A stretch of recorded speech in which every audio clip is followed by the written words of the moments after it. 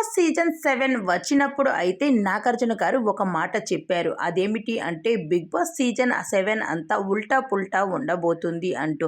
కానీ big boss సీజన్లో 7లో ఉల్టా పుల్టా ఉందో లేదో తెలియదు కానీ బిగ్ బాస్ సీజన్ 8 మాత్రం అంతా ఉల్టా పుల్టాగానే ఉంది.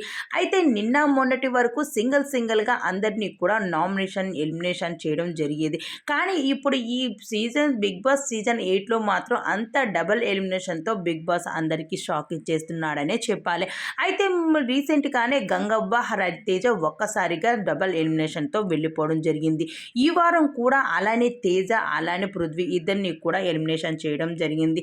అయితే బిగ్ బాస్ హౌస్లో అయితే ఇప్పుడు నామినేషన్కి తెర తీశారనే చెప్పాలి. హౌస్లో ఉన్న కంటెస్టెంట్స్ ఎవరు కూడా ఎక్కడ తగ్గడం లేదు. అందరూ కూడా రెచ్చిపోవడం జరుగుతుంది.